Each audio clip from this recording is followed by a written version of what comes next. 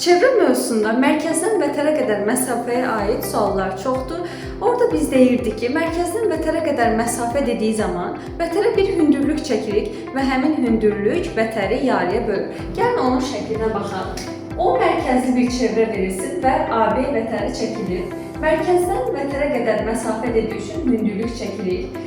Və deyirdi ki, bu hündürlük vətəni yarıya bölür. Səbəbinə baxaq. Biz əgər radiusların hər ikisini çəksək, bildiyimiz kimi radiuslar bir-birinə bərabərdir.